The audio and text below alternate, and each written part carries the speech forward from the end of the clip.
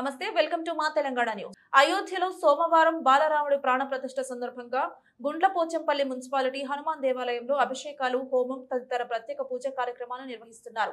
ఈ సందర్భంగా ఆలయాన్ని మామిడి తోరణాలు, వివిధ రకాల పూలతో అందంగా తీర్చిదిద్దారు. పూజా కార్యక్రమంలో మేడ్చల్ జిల్లా బీజేపీ అధ్యక్షుడు పట్లోళ్ల విక్రమ్ రెడ్డి సతీ సమేతంగా పాల్గొని పూజలు నిర్వహించారు. భారతదేశంలో ఉన్న ప్రతి ఒక్క పౌరుడు కూడా ఈరోజు స్వాభిమానంతో తలెత్తుకునేటువంటి రోజు. 500 సంవత్సరాల తర్వాత ఒక బానిస కట్టడం ఈ దేశంలో తొలగింపజేసి స్వాభిమానం కోసం ఈరోజు ఈ దేశ ప్రజలకు ఎవరు ఆదర్శం అంటే శ్రీరాముని యొక్క జీవితాన్ని ఈ దేశ ప్రజలకు ఆదర్శంగా చూపించాల్సినటువంటి పరిస్థితి. కాబట్టి అటువంటి శ్రీరాముని యొక్క విగ్రహం ప్రాణ ప్రతిష్ఠ అయోధ్య లోపల జరుగుతున్న సందర్భంగా ఈరోజు అనేక రకాల కార్యక్రమాలు దేశమంతా కూడా జరుగుతూ ఉన్నాయి. మనందరికీ తెలుసు, ఈ దేశంలో భారత రాజ్యాంగం మొదలుకొని భారత రాజ్యాంగంలో కూడా రామరాజ్య స్థాపనే ఈ ప్రపంచానికి, విశ్వశాంతికి అంతటి కూడా ఒక గొప్ప శాంతి సందేశం అనేటువంటి విషయం మనందరికీ కూడా తెలుసు.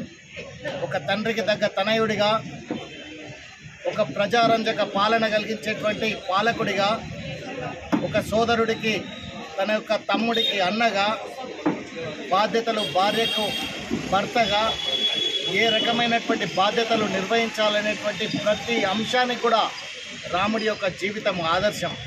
అటువంటి ఆదర్శప్రాయుని యొక్క జీవితాన్ని ఈ దేశ ప్రజలకు, రానున్న తరాలకు వారి యొక్క జీవిత చరిత్రను, వారు పరిపాలించినటువంటి పాలనా తీరును ఈ దేశ ప్రజలకు అందించకపోతే చారిత్రక తప్పిదం చేసినటువంటి వ్యక్తులం అవుతాం.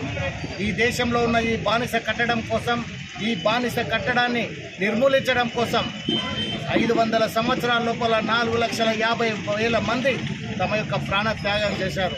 500 సంవత్సరాల తర్వాత నిజంగా మనందరం కూడా అదృష్టవంతులం. ఈరోజు ఈ దేశం లోపల ఒక సమర్థవంతమైనటువంటి దేశ ప్రజలందరి అభిమానాన్ని చూరగొట్టినటువంటి ఒక గొప్ప వ్యక్తి నేతృత్వం లోపల, నరేంద్ర మోడీ గారి నేతృత్వంలో ఈరోజు ఈ యొక్క మందిర నిర్మాణం జరుగుతుందనేటువంటి విషయాన్ని సందర్భంగా తెలియజేస్తున్నాను. కేవలం ఇక్కడే కాదు, ఈరోజు 103 దేశాల లోపల ఈరోజు ఈ యొక్క వేడుకను జరుపుకుంటూ ఉన్నారు.